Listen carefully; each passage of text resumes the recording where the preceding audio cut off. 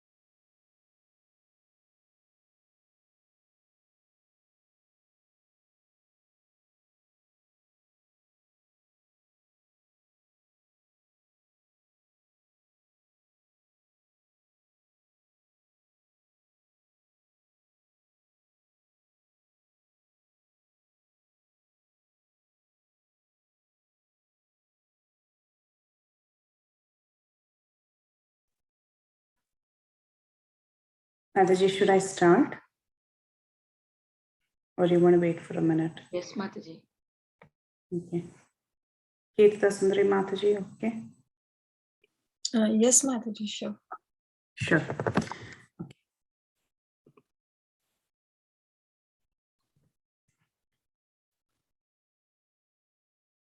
Hare Krishna, I welcome everyone to Bhakti Sangha Japa conference call. Thank you all so much for joining us. It's a great pleasure to have all of you on the call today. So Bhakti Sangha Japa conference has been facilitating many classes. We do a structured study of several scriptures.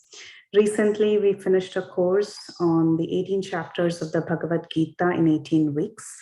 And we did 2 different series on the same subject matter.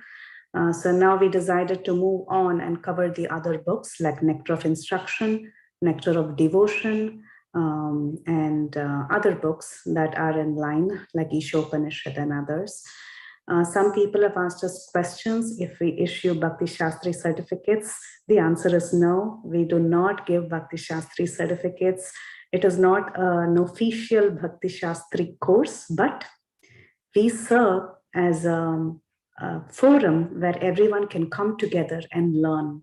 So that is the purpose and that is the mission of Bhakti Sangha, where we have several classes where devotees from all over the world come together and learn from different scriptures, like the Bhagavatam, Chaitanya Charitamrita, Chaitanya Bhagavat, Bhagavad Gita, Ishopanishad, Nectar of Instruction, Nectar of Devotion, and many more. So this series is a structured course on the topic of Nectar of Instruction, Upadeshamrita.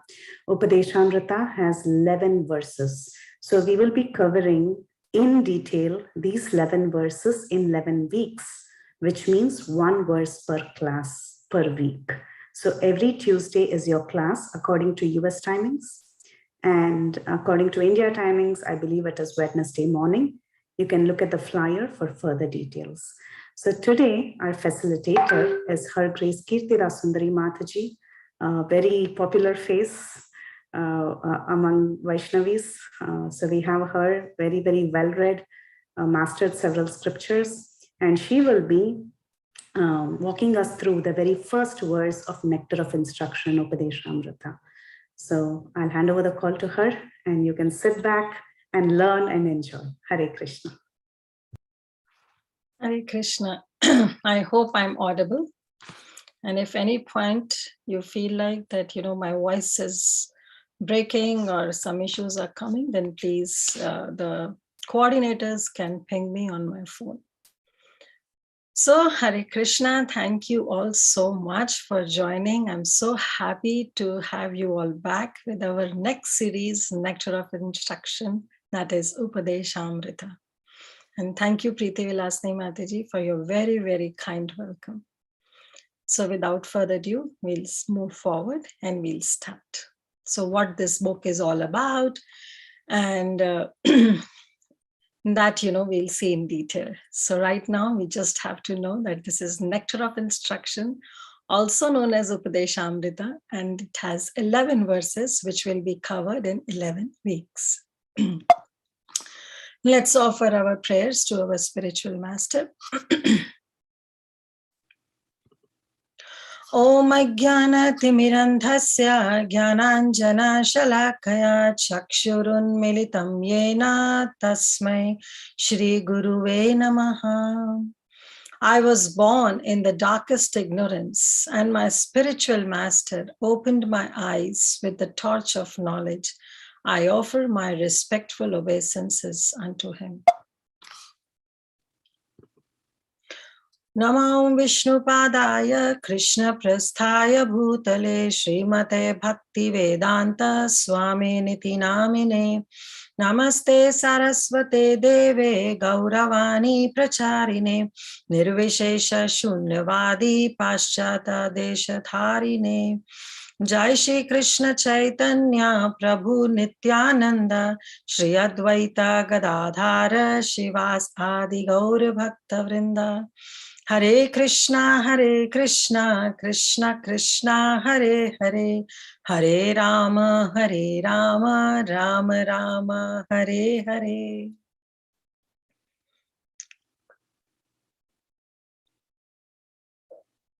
Hare Krishna. So, Updeshamrita, right? So let's first see that what this book is all about. So before starting any book, as you all know, that there is a preface and then there is an intro and then the chapter actually starts. Okay, so let's first understand what is this Updeshamrita. So this is actually a very well-known, renowned work of our dearmost Acharya, of whom we are being recognized as a parampara, is Srila Rupa Goswami. Yes, we all are Rupanugas, right? So it's a very, very famous work of Srila Rupa Goswami. And it's actually an introductory text. So don't think that, we have come long way in our devotional service and now we have all rights to read Nectar of Instructions. No, it is actually the introductory text for all the sadhakas who are practitioners of Bhakti Yoga, who need entrance on the path of Krishna Bhakti. For them, this book is there. So Upadesh Amrita. Amrita means nectar. We all know what is Amrit. Amrit means nectar. And Upadesh, what is the meaning of Upadesh? In Hindi, if we see, Disha means directions, right? Disha means directions.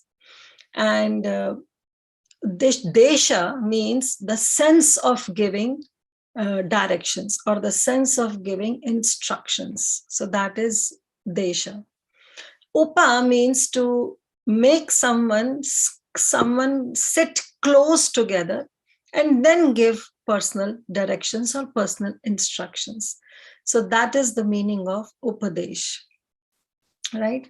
So Nectar of Instructions, as the book itself says. So Upadesh means instructions, but specifically for someone, for a spiritual master to make the disciple sit close by, sit close by and give some personal directions or some personal instructions. That is what is Upadesh. And nectar that is coming out from the lotus mouth of the spiritual master is, of course, a nectar, the words that comes out. So those instructions that comes out from the mouth of the spiritual master is definitely a nectar. So therefore, this well-known famous instructions by Rupa Goswami are known as Nectar of Instruction or Upadeshamrita. Now, whom do we give instructions to, right? So what do we do, basically? Instructions are given like, you should do this, you should not do this. Some do's and don'ts are being laid down by the spiritual master. So these are a very confidential instructions that is being given by the spiritual master to his disciple or her disciple. And here we see that Rupa Goswami is giving the instructions and we are nowhere close to sitting close near to Rupa Goswami. As per time is concerned, he appeared 500 plus years and we are 500 plus years behind. As per place is concerned, definitely we are in this material world and he is the spiritual world. But, what to talk about sitting close to Rupa Goswami, we are not even close sitting all together. We are here on the Zoom call, we are not even sitting together. But these beautiful instructions have been given to us by the mercy of various other acharyas. And let's understand what is the pastime behind writing these Updeshamrita. So we all know that there are 6 Goswamis of Vrindavan, Shat Goswami, Rupa Goswami, Sanatan Goswami, Raghunath Das Goswami, Raghunath Bhatta Goswami, Gopal Bhatta Goswami, and the youngest is Srila Jiva Goswami. So this Upadeshamrita is related something to Jiva Goswami. So Jiva Goswami was the youngest of all the 6 Goswamis of Vrindavan. His father's name was Vallabha, and he belonged to a district known as Chandrapur in Bengal. And Jiva Goswami was only 4 to 5 years old when his father left this world. And Jiva Goswami was under the care of his mother and other family members. And we all know that his father Vallabha, also known as Anupama, they are 3 brothers, Rupa Goswami, Sanatan Goswami, and Anupama. So Anupama, when left this world, at that time, Jiva Goswami was only 2 to 5 years old. And Rupa Goswami and Sanatan Goswami were in Vrindavan at that time. And somehow this Jiva Goswami got so much attracted to Krishna Katha that he went to Vrindavan with a group of some pilgrimage.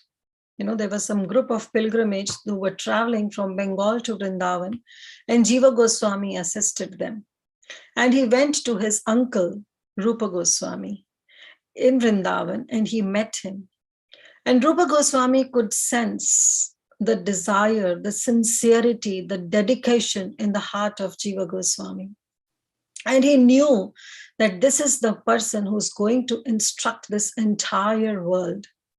So he wants him to learn properly, to learn Sanskrit grammar, to learn alankars, to learn Nyaya Shastras, to learn Vimamsa philosophy, to learn basically entire Vedic Shastras.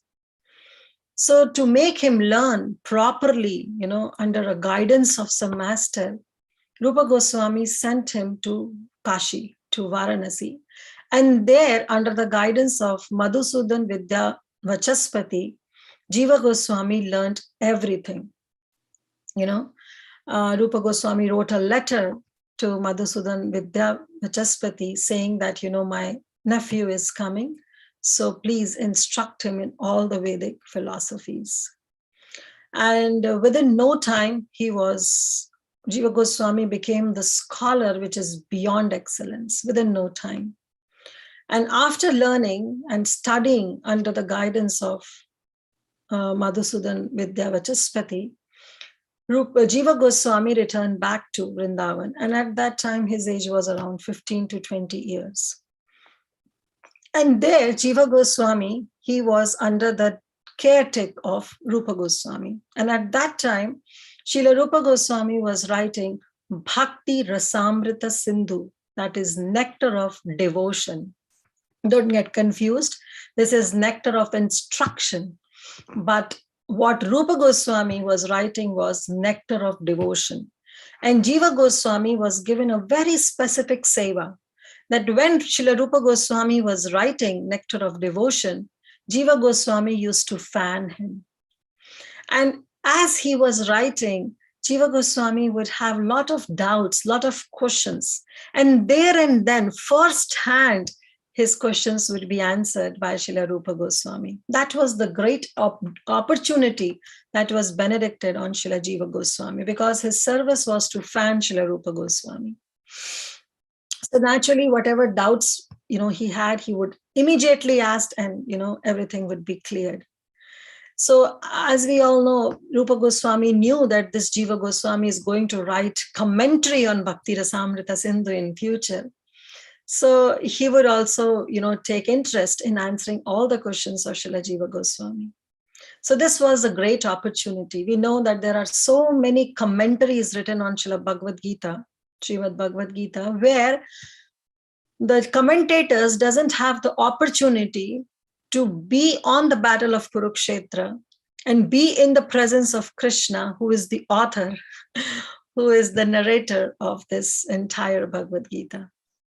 But our Jiva Goswami has this wonderful opportunity that right from the author, he could have this, opportunity of asking questions, clearing the doubt, so that in future, when he writes commentary on Nectar of Devotion, so he has that entire crisp knowledge, crisp idea. So moving forward, one day what happened when Srila Rupa Goswami was writing on his world famous Bhakti Rasamrita Sindhu, at that time, as usual, Jiva Goswami was fanning Srila Rupa Goswami. And there, one great scholar named Vallabha, he came.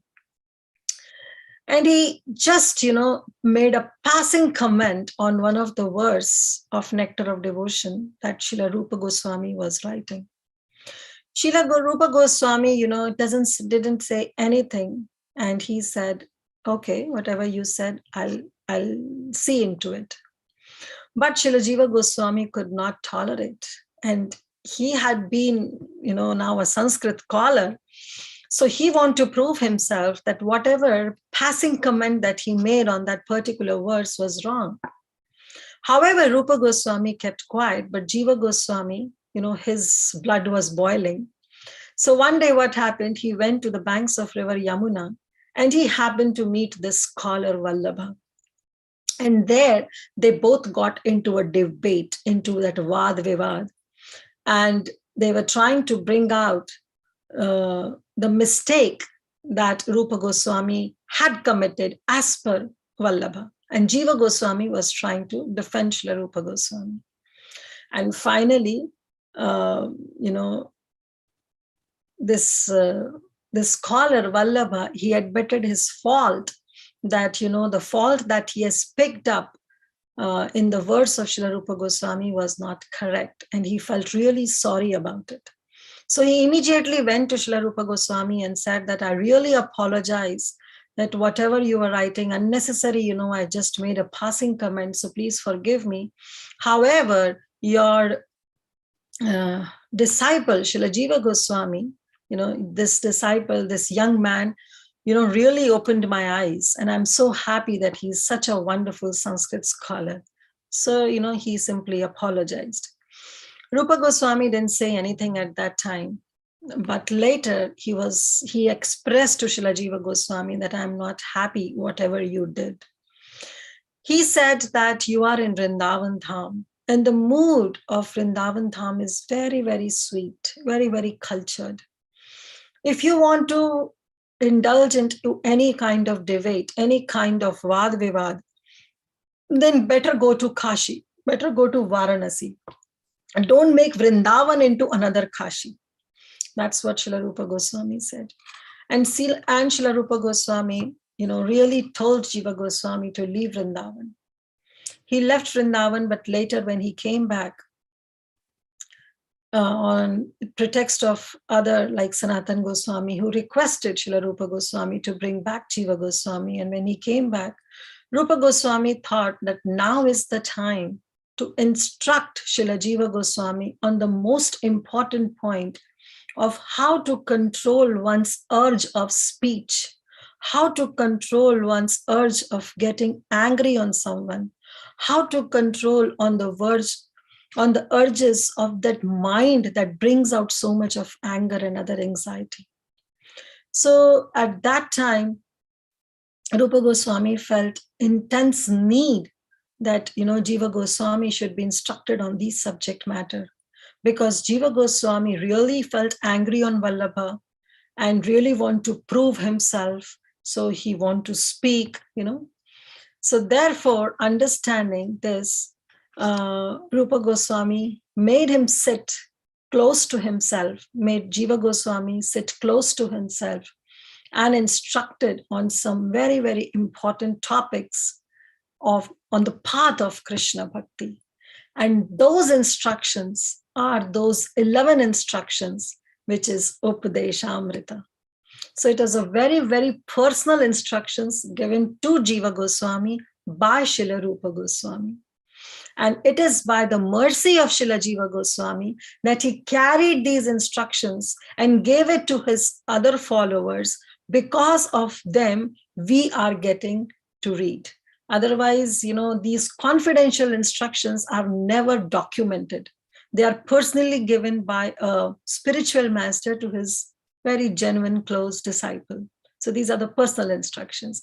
But Srila Jiva Goswami felt utter need for all of us who are progressing or who wants to step on the path of Krishna Bhakti to at least have these instructions so that we can progress. So these are those instructions, that is coming to us by the mercy of Srila Jiva Goswami. But actually these instructions are given by Srila Rupa Goswami to Srila Jiva Goswami. So this is just the background of Upadeshamrita. We should all know about it, that what this Upadeshamrita is. This is 11 verses. So moving forward, we know that there are 6 symptoms of Sharanagati. I'll start with this because this has something to relate to these 11 verses. So there are 6 symptoms of Sharanagati. I'm pretty sure most of you know. Anukulyasya sankalpa, pratikulasya varjanam, rakshastiti vishvaso, gopratte varnam tatha, atmanishke nikshepa, karpanya shadvidha sharanagati. So these are the 6 limbs or 6 symptoms of Sharanagati. The first is anukulasya sankalpa, accepting the things that is very favorable to bhakti. Pratikulasya varjanam, and rejecting those which is not favorable to our bhakti. Rakshasyati Vishwaso, having firm faith in Krishna, that Krishna is my whole soul protector. Right? Goprityatve Varanam Tatha, absolutely no doubt that Krishna is also my maintainer, just like for gopis who think that he is only our maintainer.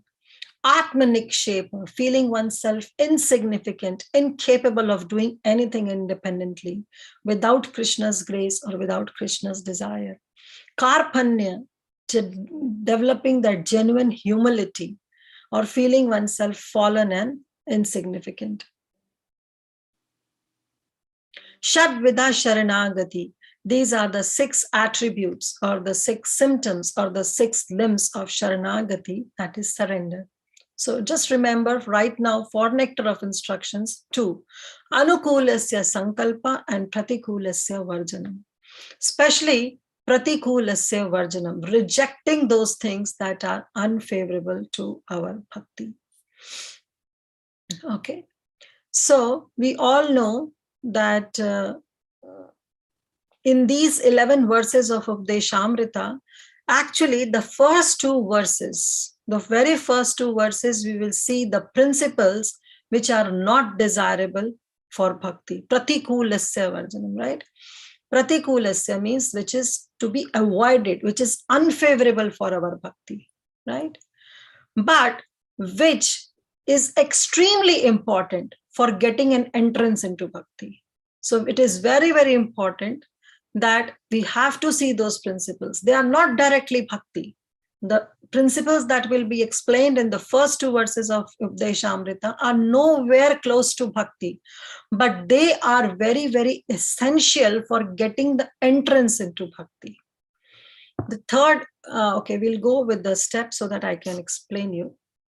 So Updeshamrita at a glance, I will just see, it is divided into 3 parts. So first 2 verses is avoid favorable, unfavorable things to bhakti. That is the first and the second verse.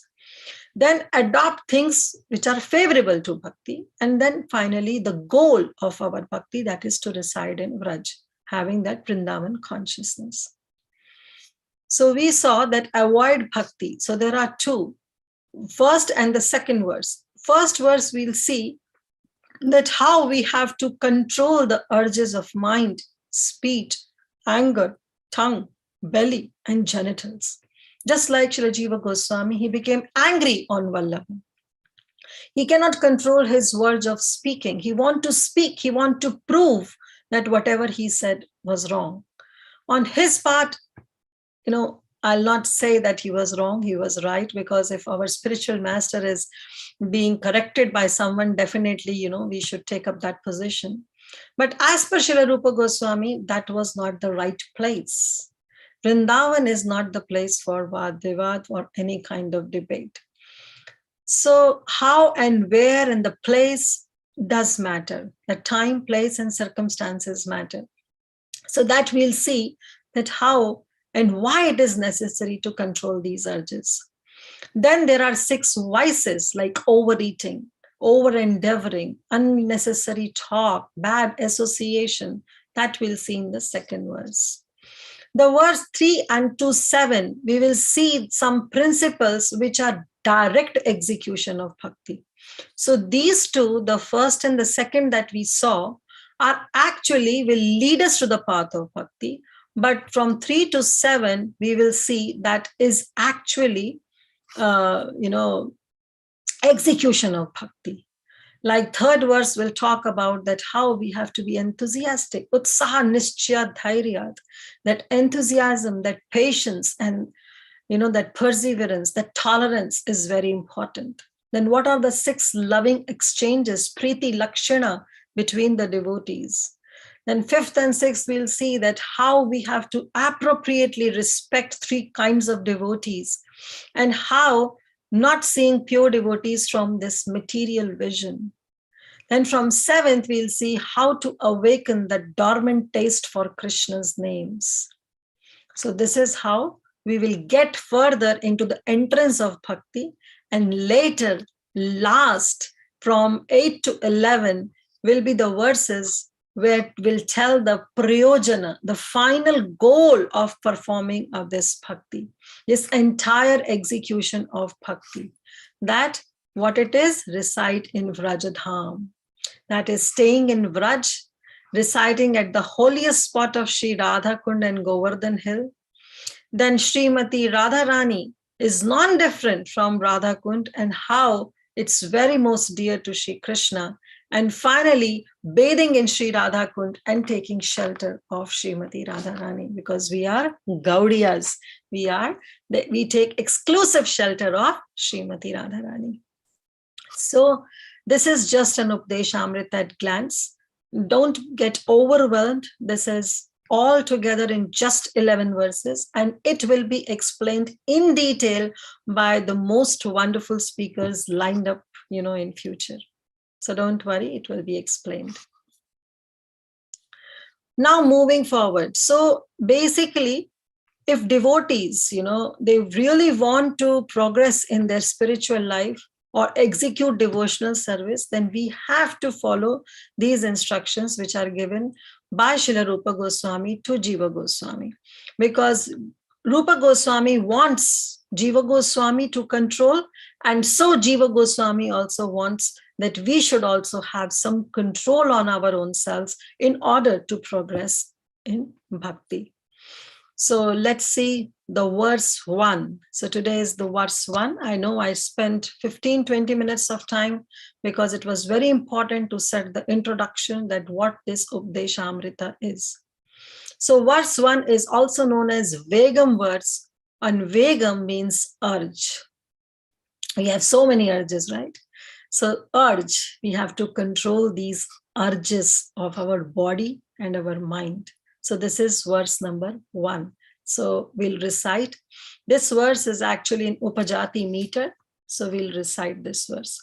Vacho vegam manasa krodha vegam jivva vegam udaropastha vegam etan vegan yo vishaheta dhira sarvam api mam prithvim cha shishyat.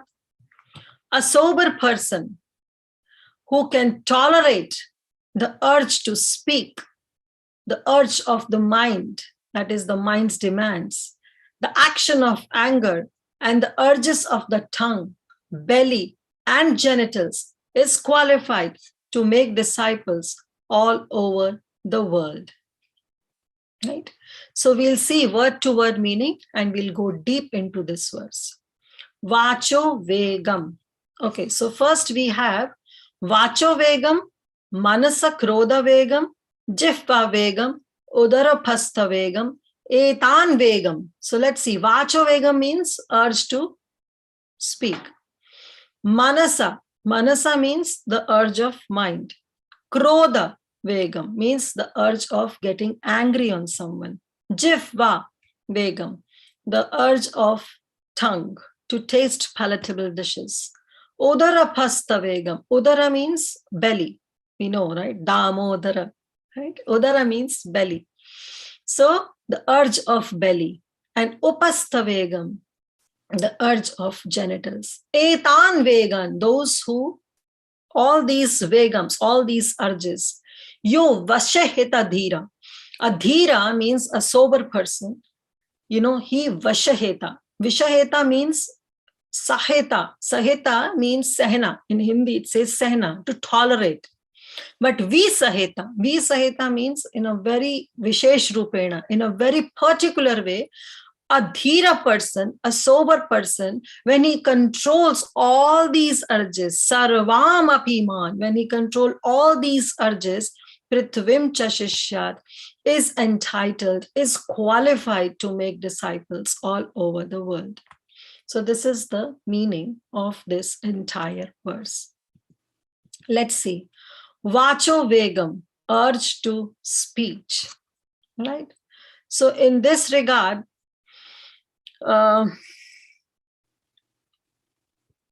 so before that, I would just like to bring up this point that why Srila Rupa Goswami mentions that this is only these 6 verses that one has to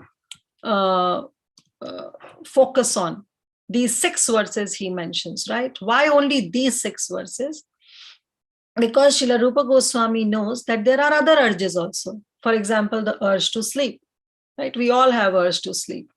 But Rupa Goswami knows that if he tells Jiva Goswami to control the urge of sleep, then definitely, it's going to create an unhealthy thing. Your body will become unhealthy. So it's very important that we should take some minimal amount of sleep to regenerate our body. So there are different urges of the body, but not every urge is supposed to be condemned. But he says that these 6 urges have to be controlled. And that's what Rupa Goswami says, because he knows that these 6 verses can potentially be controlled by all human beings. One point again, as Prabhupada also mentions, I want to make that understand that this verse is not a direct bhakti. What is direct bhakti? Direct bhakti is to chant, is to hear, is to remember Krishna's names, forms, qualities, pastimes. That is what is direct bhakti. But this is approaching direct bhakti, means to attempt to restrain these 6 urges.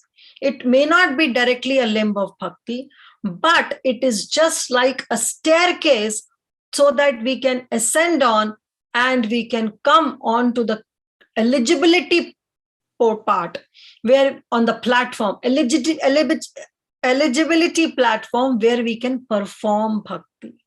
Okay, so this verse is nowhere in this verse it is mentioned that this is what bhakti is.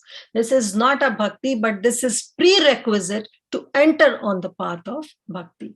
That we have to make it very, very clear in our mind. So yes, vacho vegam, urge to speech. We all know from Prabhupada writes in the purport that one must control the speaking power. It's very important. Now, Prabhupada says that every one of us, I'm reading directly from Prabhupada's purport, that every one of us has the power of speech.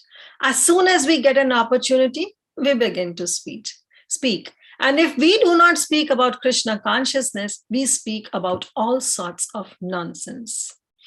So this is very important, that we all have this thing to speak. As soon as we get the opportunity, we speak. But it is very, very important to see the time, place, and circumstances before we open our mouth. So here Prabhupada is giving the examples of jnanis. Jnanis, they always want to talk that oppose the principles of bhakti. Karmis, they are always involved in materialistic talks. Some parties, some fashion clothes, this movie things, the celebrities, what happened, the latest movie going on, all this nonsense talk you'll hear from these materialistic people. Then prajalpa, this also happens among devotees, the useless talks. Some devotees have this tendency of speaking, some useless, talking behind the back of everybody and involving oneself in prajalpa. And Prabhupada says that this is just like a frog's croaking. So when a frog croaks, what happened? That frog, when he croaks, the snake gets the hint that frog is there. So immediately the snake will come and will eat up the frog. So this prajalpa that is done is just like a frog's croaking. When devotees do prajalpa, Maya Devi knows that where that devotee is, and immediately she'll come and she'll chapatadare, she will catch hold of us and we will be removed from the path of bhakti. That means our spiritual life will be doomed. So even the devotees involved is sometimes involved in prajalpa. So we should be really, really careful. Then mauna. Sometimes, some people say that, okay, it's better to be maun, silence. But silence, self-imposed vows of silence, that is mauna. But it is not always helpful. Sometimes when we remain silent, other person doesn't get the hint of what is yes, we want to say yes or no. we are in favor of or not. So sometimes that brings us on a very crucial stage. So that mauna, that is means self-imposed vows of silence, is also sometimes not helpful. So it is important to speak, but it is important seeing the time, place, and circumstances in order to open our mouth. So sometimes the last things are words that create distress for others. So sometimes we may speak something good, but that may harm others, that may hurt others' feelings.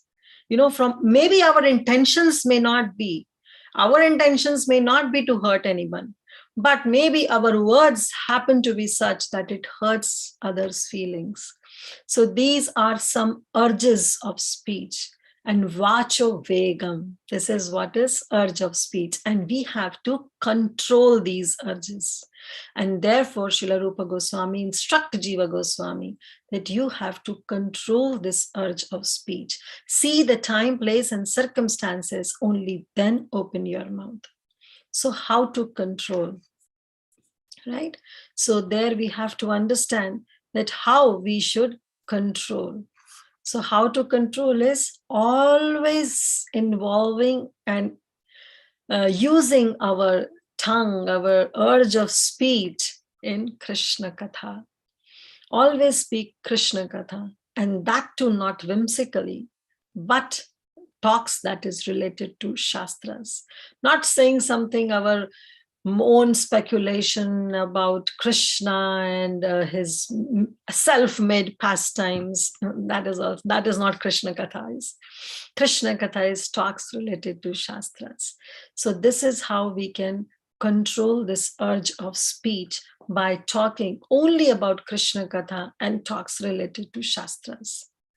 Now you all may think that this sounds to be very lofty. Now 24/7, a person who is just entering on the path of bhakti, so 24/7, how it is possible for that person to talk about always Krishna Katha? It's not possible. It sounds a very lofty thing, right? So let's see what Krishna has to say regarding this in Bhagavad Gita. Yes, we cannot talk 100% on Krishna Katha, 24/7, 365 days. If we cannot talk, then how can we control this urge of speech? Let's see this very beautiful verse from Bhagavad Gita, chapter number 17, verse number 15. Anudvega karam vakyam satyam priya hitam chayat swadhyaya abhyasanam chaiva vanmayam tapa uchyate. Beautiful verse. It says tapa. Tapaha uchyate. Uchyate means it is to be said. What is to be said? That tapaha, the austerity. Austerity of what? Vakmayam. Vanmayam is actually the vakmayam, that is the austerity of speech. So Bhagavad Gita gives us that what is the austerity of speech. Means whenever we open our mouth, we should remember that our words should not be anudvega karam vakyam. Our vakya, our sentence, our words that is coming out from our mouth should not bring out agitation in heart of somebody else. Anudvega. Anudvega. Dvega means to bring out some agitation. Anudvega means it should not bring any kind of agitation in the hearts of others. So that type of speech should come out from our mouth. Satyam, and whatever we speak should be true. Priyam, it should be truth, but it should also be pleasing, palatable to the hearer, to the listener. Yes, it should be truth, but we have to make sure that truth should be pleasing to the to the ears of the listeners. Then hitam, yes, it should be true. It should not bring any agitation. It should be very pleasing. At the same time, it should be beneficial. If it is not beneficial, don't speak. It should be beneficial to the person whom we are speaking. So these four things are very important. Should be beneficial, should be very pleasing, should be truthful, and should not bring any kind of agitation in the heart of the devotees. or other people. If we cannot follow this austerity of speech, then swadhyaya abhyasam chaiva. Krishna says, just focus on your own swadhyaya, means on your own studying of the Vedic scriptures. Right? Focus on these Vedic scriptures. If you cannot speak something that is palatable and something, that is beneficial, or something that is pleasing and something that is truthful to others. So that's what Krishna says. So now you know that how we have to control the urge of speech. If first of all, the ideal thing is 24/7, focus on Krishna Katha. Speak Krishna Katha whenever open your mouth, and talk about Krishna related to Shastras, not your whimsical thoughts. But if we cannot, then at least come onto this platform that whatever we speak, we should take care of these 4 things, that it should not bring agitation in the heart, it should be very, very truthful, it should be very pleasing, and it should be beneficial. Actually, Prabhupada writes in the purport of this verse only that one should not speak in such a way as to agitate the minds of others. I'm reading directly from the purport. Of course, here is the point. Of course, when a teacher speaks, he can speak the truth for the instructions of his students.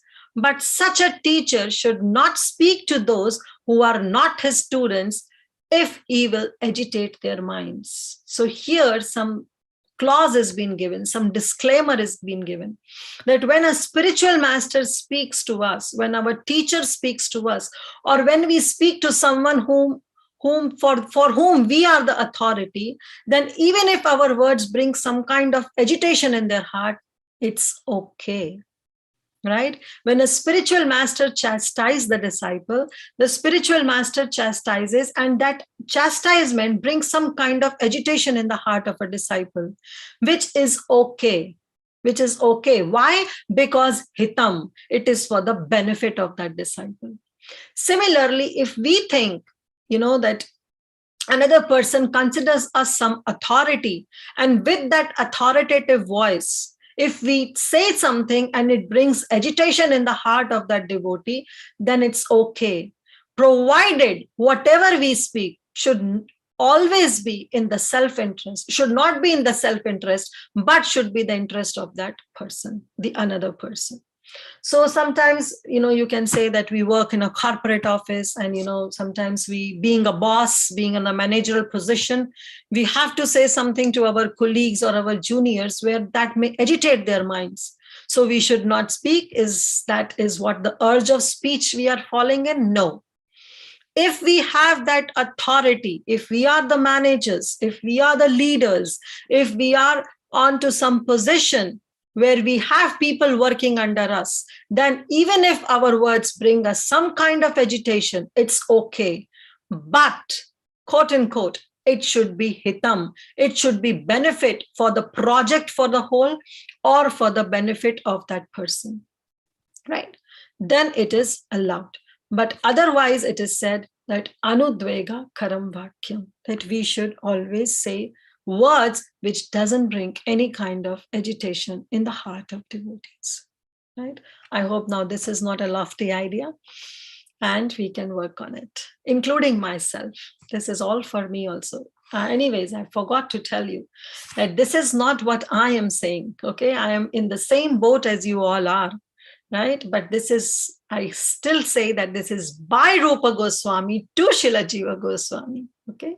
These are not my words. Manasa Vegam, urges of mind.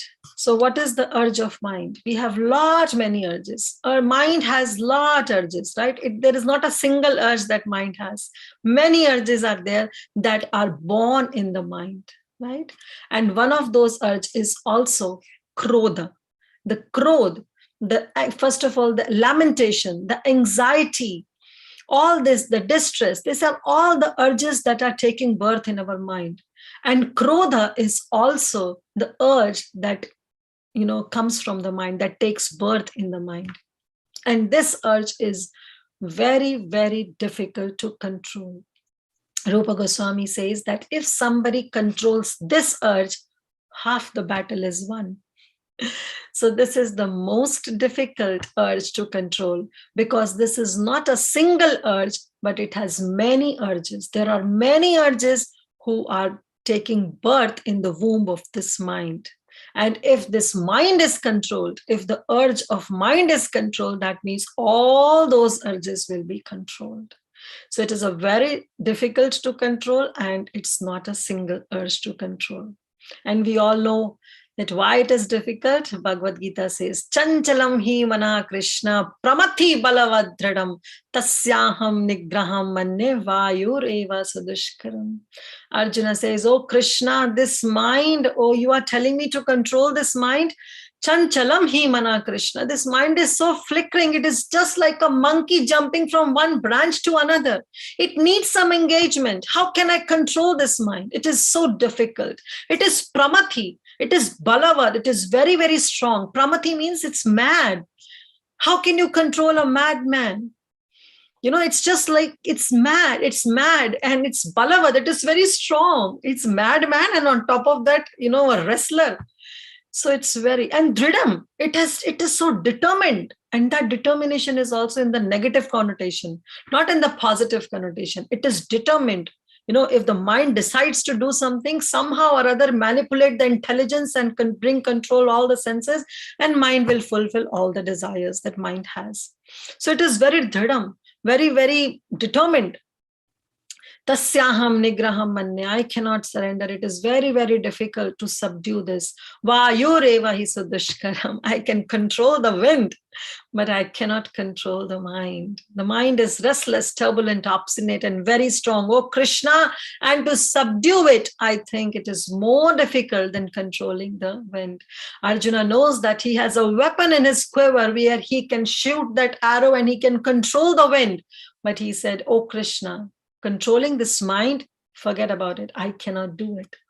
But Krishna says, Shri Bhagavan Vacha, Asamshayam Mahabhavo. He says, oh Arjuna, I am 100% agree. No doubt whatever you said. I agree to it. Mano dur nigraham chalan, that it is very, very difficult to control mind. However, he gives the solution. Abhyasena tu kaunteya vairagyana chagriyate. Abhyasena, that you have to constantly practice, O Kaunteya, O son of Kunti, that please practice, that understand that by suitable practice and vairagyana, by detachment, you can always bring your mind under control. And we all experience this through our chanting. What are we doing? When we are chanting prescribed number of rounds, day after day, year after year, life after life, when we are chanting, we are doing abhyasa. We are indulging ourselves into a constant practice so that the mind is focused on Krishna, right? And through, when we are focusing our mind in that chanting, then definitely that detachment comes. Detachment comes from the materialistic world.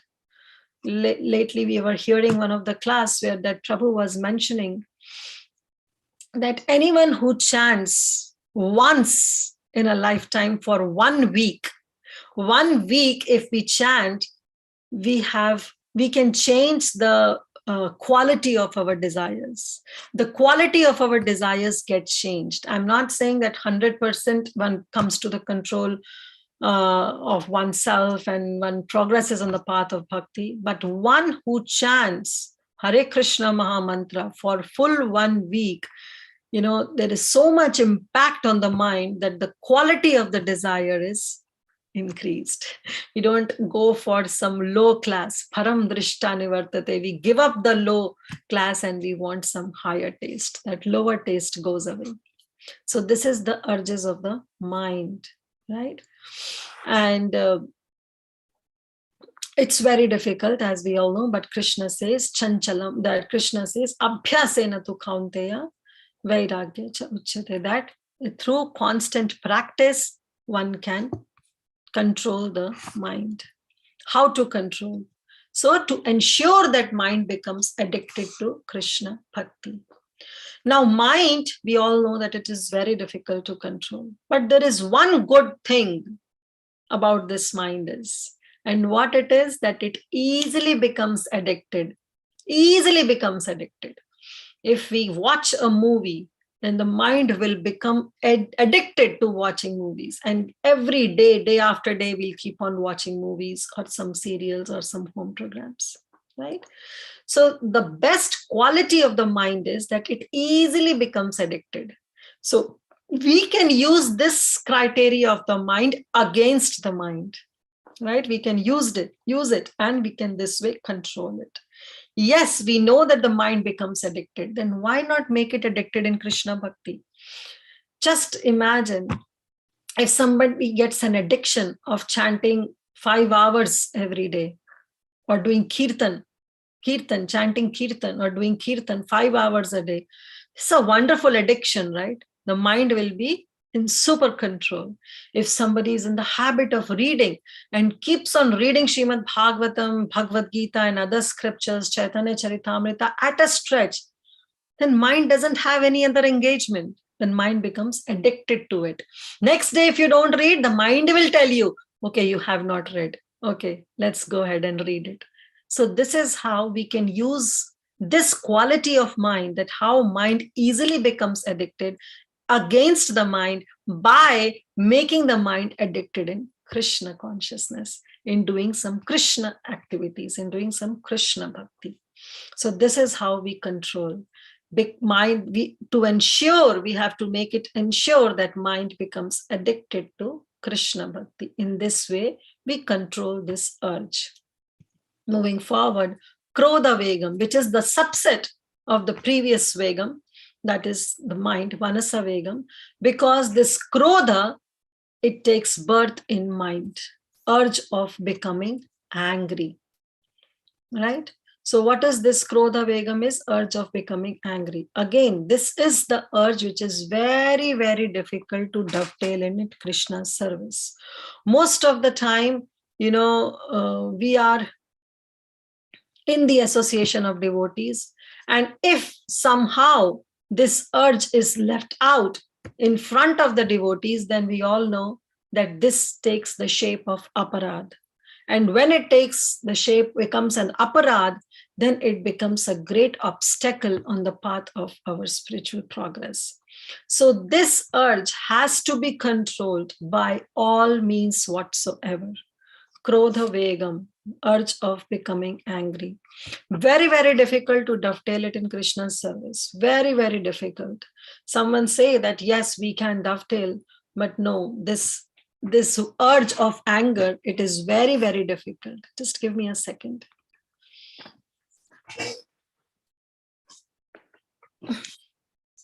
Yeah, sorry about it. So very, very difficult to dovetail this in the service of Krishna. But then how to control?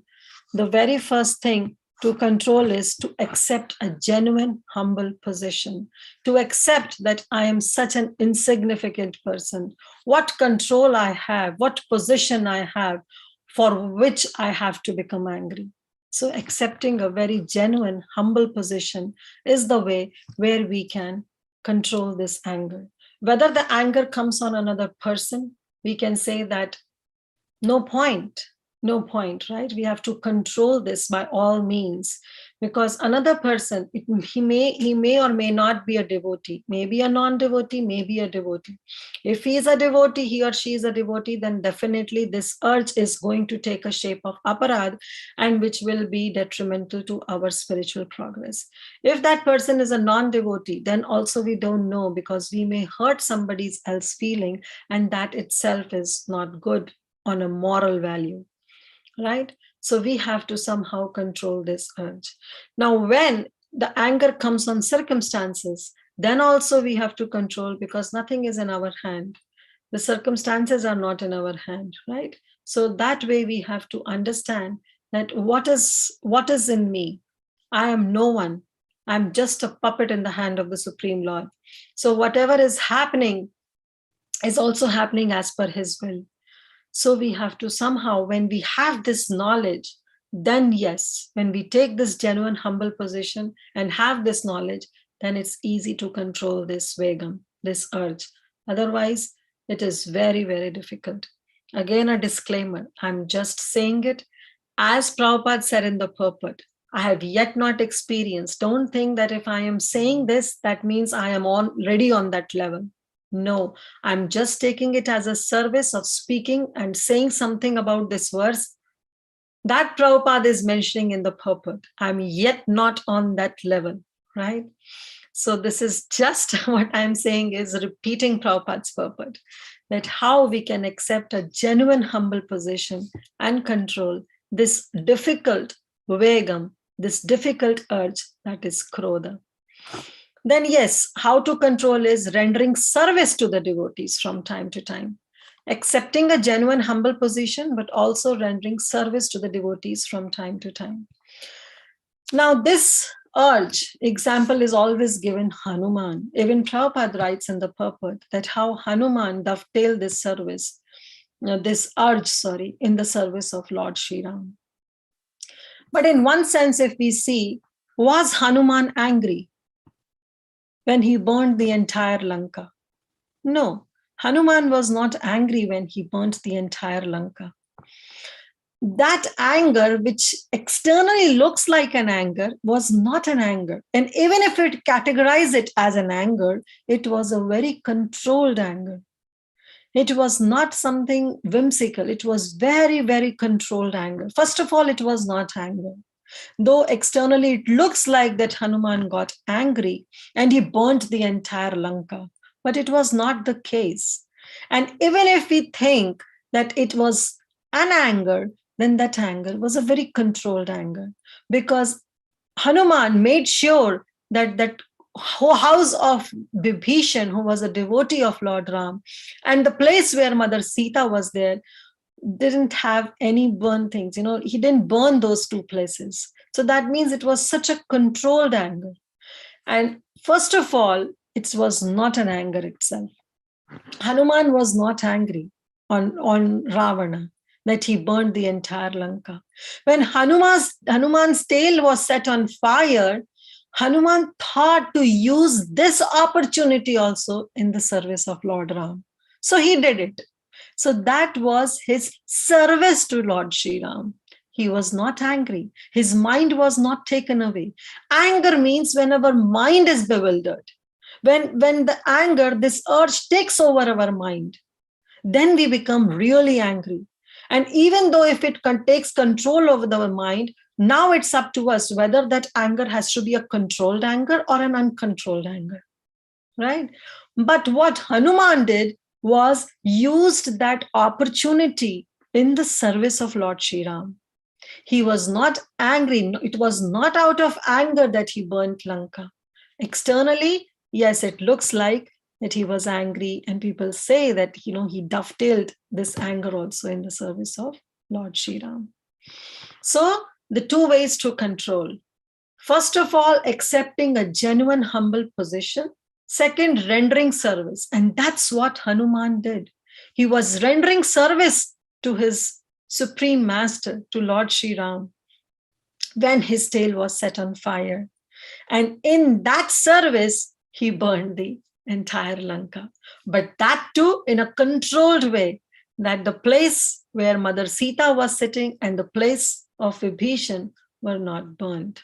Rest, the entire Lanka was set on fire. So we have to really control this krodha, this anger, this urge of anger by all means. Somehow or other, we have to try to control this anger. And the very practical thing to control this anger is to press the pause button. If we somehow remember at that time that I have to press this pause button, half of the battle is won. But if we don't press this pause button, then it's very difficult. The arrow is already shot and it will hit the target. It will be very difficult to control. Moving forward, Jivha Vegam, urges of the tongue. So what is the urge of tongue? To taste palatable dishes, nice foodstuffs, right? So see, there is no harm in accepting those palatable foodstuffs or accepting some nice foodstuffs.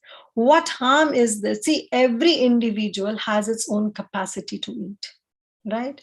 when it comes to tongue, we should eat in a controlled manner.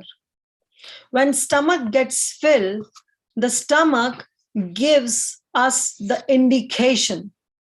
What he gives the indication? The stomach gives the indication that it is half filled. When the stomach is half filled, it will give the indication. At that time, we have to stop. We have to stop ourselves. If we don't stop, then we tend to overeat. So this vegam is, yes, we all want to eat palatable dishes and we eat in uncontrolled manner. So that should not be done. How to control is eat Krishna prasadam at all scheduled times. It is very, very important.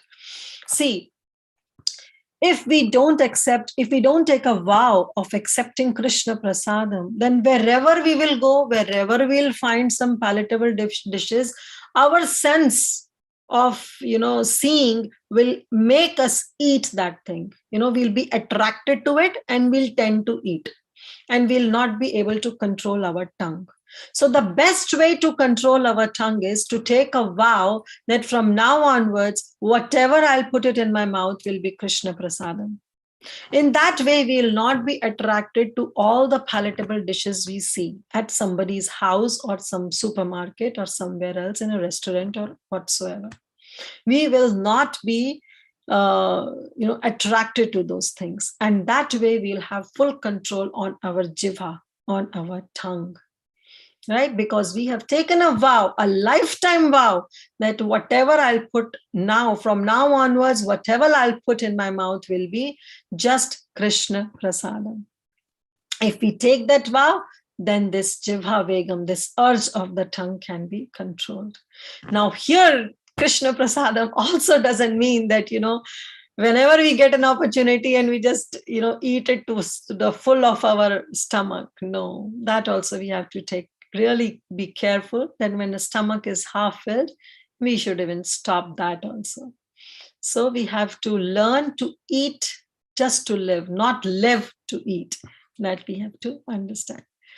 Udara vegam. So this was the urge of tongue. And also there is another thing is, I forgot to mention about Jivha Vegam, is time to time fasting, especially fasting on Ekadashi days. It is very, very important. So when we take such vows of fasting on Ekadashi days, on some appearance day, like yesterday only, day before Monday, yesterday only was the appearance day of Srila Dvaita Acharya, and we all took a vow of fasting at least till noon time. So time to time such fastings, now Lord Nityananda appearance is coming, Gaur Purnima is coming, where we'll fast till dusk. So time to time such fasting, and especially fasting on Ekadashi, that comes every 15 days. It's very, very important. If we have those vows, those fasting vows, and taking the vows of eating only Krishna prasadam, will definitely help us to control our tongue. Otherwise, if we don't control this urge, then this urge will take us to anywhere, because we are what we eat. If we don't accept Krishna prasadam and just eat random things which has been made by someone who is not in the right consciousness, then we carry that consciousness at home. We don't want to carry somebody else's consciousness, right? When we carry somebody else's consciousness, then we tend to behave in the same way. As the saying goes, we are what we eat. So we have to be really careful that what we are putting in our mouth. If we are tasting only Krishna prasadam, then definitely Krishna bhakti will come. Accepting Krishna prasadam is actually devotional service, as per Srila Rupa Goswami. So it's a devotional service. That urge of jiva becomes a service to Krishna if it is used properly, right? And it is very important that we should eat Krishna prasad and also fast on Ekadashis and other special days. Udara Vegam. Okay, we have 9:26. I'll end in 10 minutes. Udara Vegam, that is urges of the belly. Now, what is the urge of the belly? Don't confuse this to be the urge of the same as of Jivha. Jiva is when we want to taste palatable dishes. But Udara Vegam is the urge of belly. Here, belly is actually an indicative term. Okay, and what does it mean? It indicates the effort that we put into to defend ourselves and to preserve ourselves. Right? Here, the belly is an indicative term and it indicates the efforts to preserve and defend ourselves. I don't know how many of you understand Hindi, but in Hindi we say, right, पेट पालने के लिए सब कुछ करना पड़ता है, right? So पेट पालने के लिए, like just पेट पालना is like filling up your belly. But does it really means that you stuff your belly in? No. Here is an indicative term saying that we have to do lot many things to save our livelihood, to continue our livelihood. There are lot many things that we do. So this is what does mean to udara vegam, urge of udara, urge of belly. And in order to fill that belly, to do something for our livelihood, we make big homes, big mansions, and we try to live opulent life. That is not important. See, we are on the stage of sadhakas. The more we get renounced, the more we'll progress in our spiritual life. We are not materialistic people who wants to build big mansions, have up-to-date cars, up-to-date phones. We are on the path of sadhakas. We want bare minimum so that our needs can be fulfilled. Right? So how to control is to pursue one's spiritual life. Focus on one's spiritual life. Understand your position. Who are we? Are we those karmis? Are we those jnanis? No. We are sadhakas. We are devotees. And our aim is to pursue spiritual life. Then what is the need of that materialistic things to bring in our life? Right? So we should focus on needs and not on our wants. It is very, very important to differentiate when we get attracted to certain things, certain homes, certain cars, certain phones, certain gadgets. Then we have to see the balance. Is it my need or is it my want? If it is my want, we have to cut down it because we have no space of wants in our life. That is the urge of belly. That is the udara vegam that we have to control. So we have to focus only on our needs. Now, there is no harm. When people say that what harm is there in, buying big houses, big cars, we can use it in Krishna service, no? Yukta vairagyam. It is said, right? Yukta vairagya, use everything in Krishna service. See, we have to understand what is yukta vairagya. Yukta comes from the word yoga or yuti. That means connection. And it means the direct connection in the service of the Lord. Not accepting that facility and externally indicating or categorizing it as yukta vairagya. That's not how devotees behave. It's not that we want a newest model of the cell phone and naming it as Yukta Vairagya. Well, I'm going to use it in Krishna service. That is not what Rupa Goswami is talking about, right? So we have to control this urge. And that urge can only be controlled when we know our position, when we know the goal of our life, that our goal of life is to pursue spiritual practice. And for spiritual practice, we have to focus on needs and we have to avoid wants, right? So I'm not against of buying homes and cars. We can, provided we are using it directly in Krishna service, not gratifying our own senses and naming it as Yukta Vairagya. We ourselves are our better judge. We know what's there in our heart. So before getting attracted to such things, we should think, introspective in our own selves, that whether it's really I'm taking it to use it in Krishna service, or I'm just taking it to gratify my senses and naming it as Yukta Vairagya. So that way we'll be able to control this urge of belly. Last, upastha vegam, urges of the genitals. So we all know that, again, this is the very difficult urge. Every human being is born with this urge to engage in sex life. And every human being when one reaches to the age of puberty, at that time, there are some physical, some mental, some hormonal changes in the body one undergoes, due to which this urge of genitals comes in picture, the urge of having sex.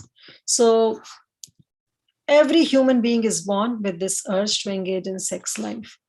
Now, in previous ages, what happened was that when a person comes to a marriageable age, means his puberty starts, and within few years, when he comes to a marriageable age, they get married, right? Early marriages happen in the previous days.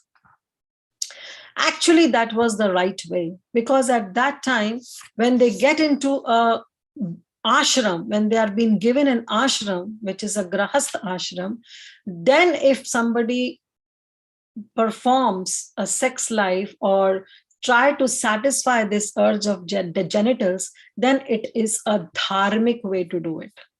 Right? It is a dharmic, religiously sanctioned way as per the Shastras, where one can satisfy this urge of genital, provided one is in an ashram, in a proper ashram. Like if we are in a brahmacharya ashram, definitely it is 100% condemned. When somebody is in a sannyas ashram, definitely not. In a vanaprastha also, not. So this is the only ashram which is a religiously sanctioned way, a dharmic way to satisfy one's urge of genitals. But today, today's age is what happening, people do not want to get married early. And this urge doesn't go because the puberty has started. So naturally, there are some physical, some emotional, some hormonal changes that undergo. And so definitely there is an urge to satisfy this desire. And that's lead to some wrong way of satisfying that desire. And that way is not at all described in the Shastras. So to engage oneself in the controlled upasthavegam is that one has to enter into this ashram as soon as possible. And in that way, one can pursue one's spiritual life with full sincerity. But if otherwise this urge is satisfied in an adharmic way, which is religiously not sanctioned way, then we are doomed in our spiritual life. It cannot go hand in hand. How to control? So either one can become a pure devotee in one's youth only, because I'm saying that everybody, when one reaches to the stage of puberty, this urge develops, right? So either somebody can become a pure devotee in one's youth, and there are been cases who are naishtika brahmacharis. There are cases because they are pure devotees and they are carrying this from their past lives. So it is possible. But if we think that it is not possible, then accept grahastha ashram.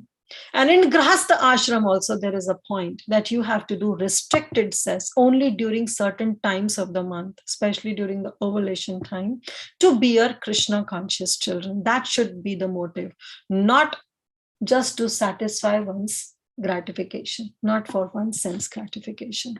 So that is the upasthavegam, that is urges of the genitals. So these are the 6 verses. We'll repeat the verse 1. Vacho vegam, manasa krodha vegam, jivha vegam, udarapastha vegam. So these are the 6 vegams, the 6 urges. Then Rupa Goswami says, etan vegan yo vashehta. Anyone, any sober person who can tolerate, who can sahan karna, right? Who can tolerate these urges, sarvam apimam prithvim cha shishyat, is qualified to make disciples all over the world.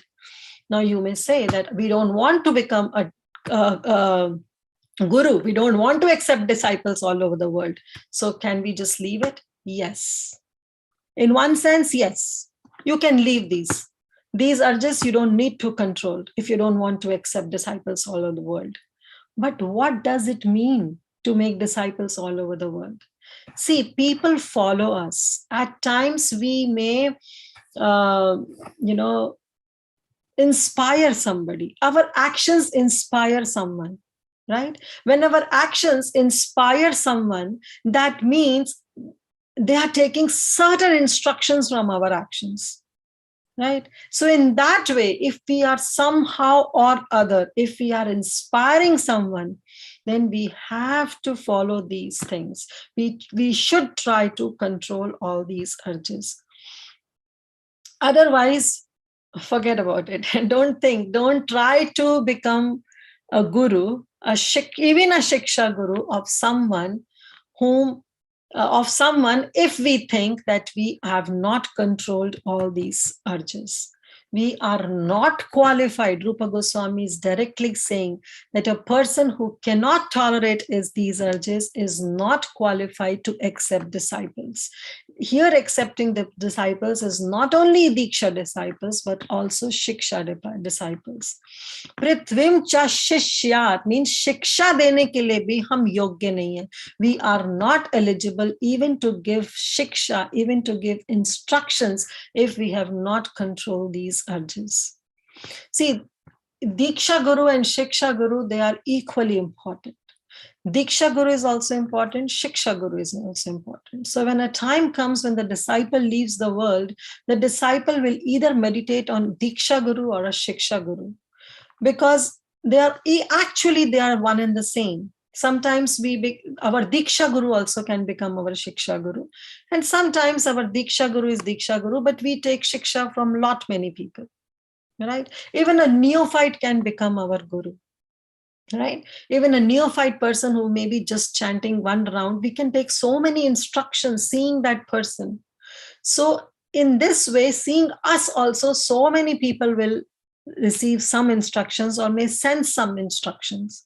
So if we are there in that any of those positions, then we have to try to control all these urges. Otherwise, we are not qualified even to instruct someone. So on that note, we'll stop. But before stopping, I'll just give you the quick overview what we read. So we discussed about the 6 urges. And these 6 urges, there are 6 urges, but they are broadly categorized into 3 parts. First is the urge of speech, then the urge of mind, and then the urge of body. In urge of speech, we talked about that we should not talk about the mundane talks or read any mundane books, and how it can be controlled by speaking Krishna Katha. If we cannot involve in Krishna Katha, then we should make sure that whatever we speak should be anudvegam karam vyakyam. It should not bring any kind of agitation in the heart of other devotees. It should be very pleasing. It should be truthful, satyam, and it should be hitam. It should be beneficial for the others. That is how we can able to control this urge of speech. Control of mind is unrestricted attachment that we have towards things, people, places, and that can only be controlled by thinking of Krishna. We know this mind gets addicted to a certain thing. Why not make it addicted to Krishna Katha? Why not make it addicted to learn some shlokas, to recite some shlokas, to recite some ashtakams, to memorize some ashtakams? Engage your mind, give your mind a task. It's just like a monkey jumping from one branch to another. But if you engage that monkey into eating some peanuts, then monkey will be busy eating some peanuts or some bananas and will forget about jumping from one branch to another. So giving monkeys these peanuts is giving mind some Krishna Katha or giving some task related to Krishna. So the mind is controlled in that task, is addicted to that task, and forget about jumping from one branch to another. And another thing about mind was anger. When anger arises, this is also a subset of the manasa vegam, urge of mind, because anger comes when we are frustrated. And use anger against the offenders of the Lord and not on devotee, or of course offenders of the Lord and devotees. Yes, so we have to use this anger against the offenders of the Lord and devotees, but we have to make sure that this anger should always be controlled anger.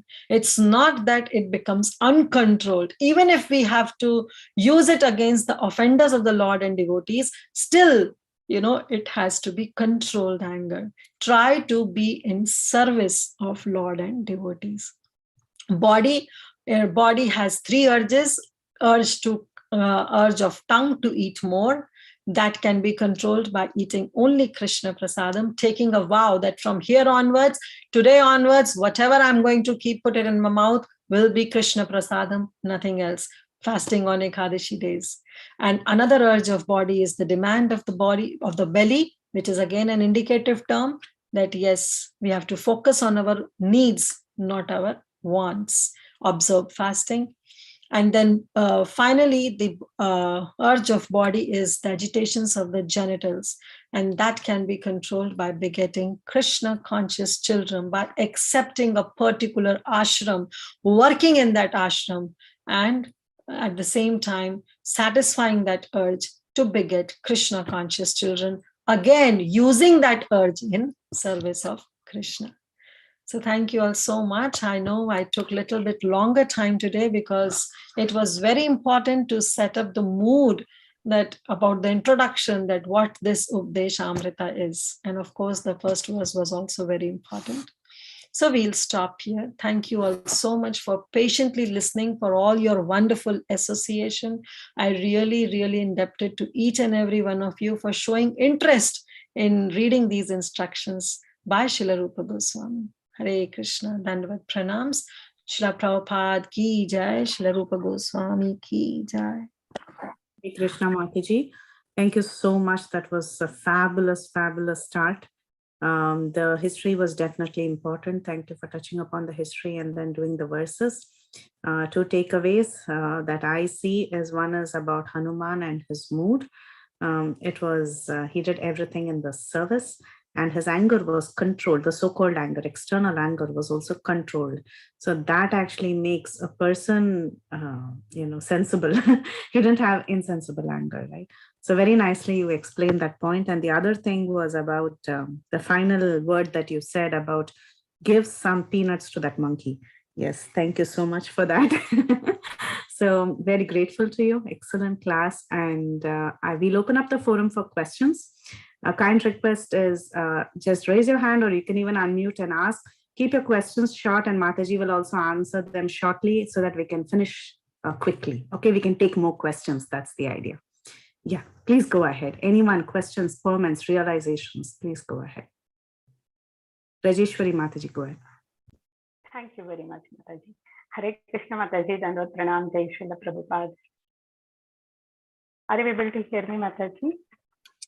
Mataji, I'm able to hear you. Dandavat Pranams. Thank you, Mataji. Thank you very much for the, as usual, very nice class. And my question is that a Naistic Brahmachari, okay, who has maintained celibacy in his life and then later enters into sannyas, okay, and a grahastha after enjoying his little bit of life and then enters into the sannyas order. So both of them, I mean, any difference in between both of them, that sannyas order who has taken immediately after the brahmachari, or the sannyas order is taken after the grahastha ashram? Yeah, thank you, Mataji. Thank you for this wonderful question. As per my understanding, there is no difference, because a grahastha who after enjoying is coming into sannyas ashram has definitely performed his grahastha ashram very well. So because he was in that ashram, even if he has used that urge of genitals, even if he has used that urge, still now because that person or that devotee has come to sannyas ashram, he is equally potent because his ashram is changed. When the ashram is changed, definitely the priorities get changed. And basically there is no difference. There is no difference. But yes, and of course, the brahmach from a person who is coming directly from brahmacharya to sannyas has no experience of grahastha ashram. So him doing any kind of using that urge is definitely no scope at all. So there is no difference, Mataji. It's just the matter of consciousness. One's consciousness is what matters. Hope that helps. Thank you very much, Mataji. Hare Krishna. Hare Krishna. Mukund?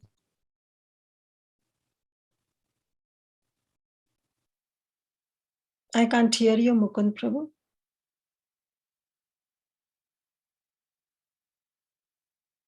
Okay, Mukund is not speaking. Mataji, thank you for a very beautiful class. I really liked how you explained so much, and each of your sentence that you spoke, there was so much information in it. I had one question of in Jiva Vegam, you are told that to control our tongue, we should only speak about Krishna. So my question is that, like, because I'm a school student, we have to talk to our teachers, and we have to learn about our academic studies. So then, how do we only talk about Krishna in that case?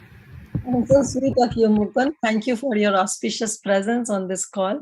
I'm really, really very, very inspired to see you to learn and having this interest of learning in Nectar of Instruction. So urge of tongue, I just connected it not to Krishna Katha, but to Krishna Prasadam. So that's how I connected the urge of tongue, that we have to focus on taking Krishna Prasadam. So when you go to school, make sure that you carry Krishna Prasadam from your place, and you only honor that and also share it with your friends. Your next part of the question, which is urge to speech, that when we said that, yes, you actually mixed up, the urge to speech is that we have to say Krishna Katha.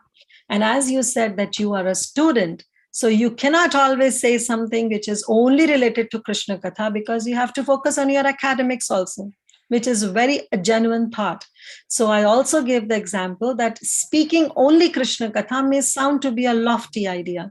So what we have to do, that whenever you speak to your friends, whenever you speak to your colleagues or your classmates, you have to say something, such words that they don't hurt others' feelings. And whatever you speak in the school or wherever in the home, you have to speak truth.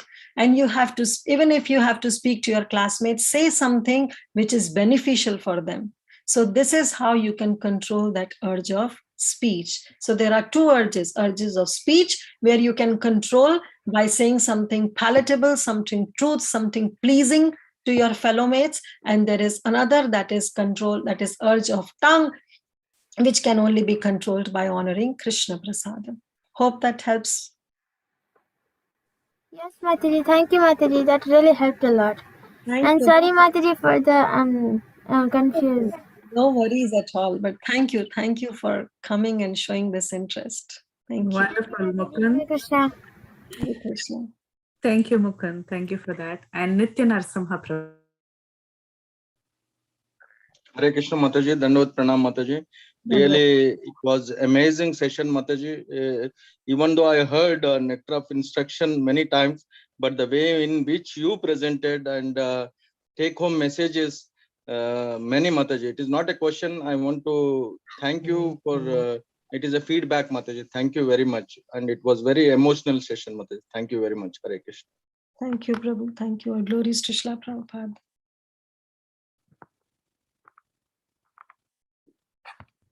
Anyone else has any questions? Excellent. Okay, so my humble request. Mataji, there was some chat that people were not able to see the PPT properly. The PPT would get frozen from time to time, and there were a few glitches, but I think we can fix that. We'll take that offline and we'll talk about it. Okay, sure. And yes, we will definitely share the group. Okay, I'm just checking the chat messages to see if there are any questions. Yeah, no questions. I couldn't find any. Okay, no questions. Anyone else? One last call. Yeah, before I make further announcements. Okay, great. So I think Mataji's class was very clear. So it was very beautiful. It was a wonderful. Yeah, Kanchan Mataji, please go ahead. Kanchan? Hare Krishna Mataji. The class was very, very good. All what you said was very, very, I mean, I don't know how to explain it. It was, I mean, I literally took notes of literally everything that you said. As Mukund said, everything that you said was a point, and I noted down almost everything. I just have one question. In Manasa Vegam, I know you said how to control the mind, and you said we should I forgot we should like you said, like we should give peanuts to the monkey. We should engage ourselves in Krishna's service all the time, so that we do not give time for other things. So maybe Mataji, you can give some examples just to make it a little more easier. Okay, sure. So if our mind gets attracted to hear some mundane music, bring it back. Give the Krishna Kirtan to that mind. If our mind gets absorbed into watching some movies, remove it and make the mind watch some YouTube nice Krishna conscious videos.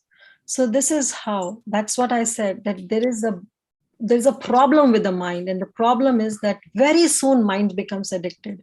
That negative thoughts immediately, is being captured by the mind, and the mind immediately becomes addicted to it.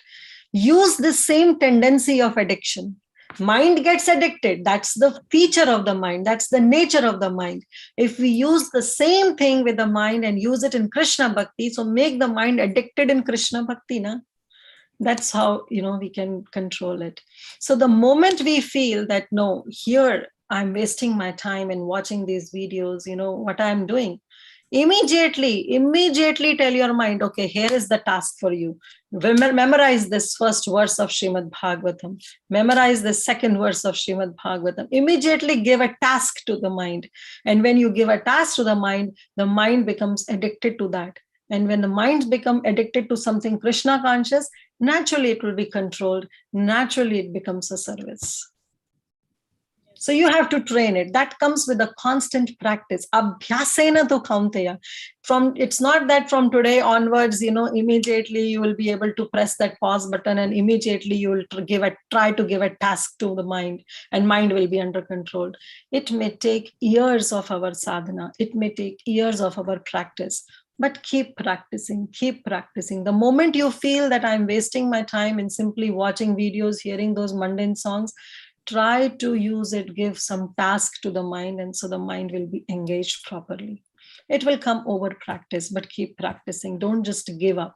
It's difficult to control, but Krishna says, Abhyasena tu kaunteya. Through suitable practice, it can be brought under control.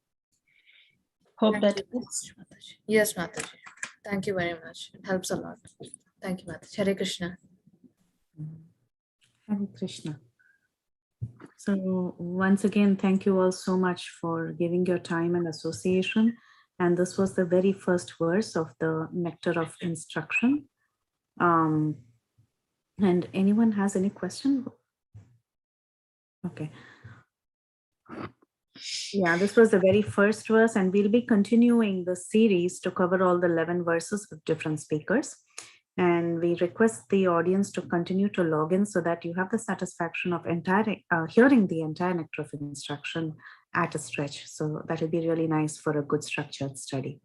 And we have some amazing realizations and amazing speakers lined up. So please come and join us. Thank you all so much. And we'll maintain this time and everything as per your request.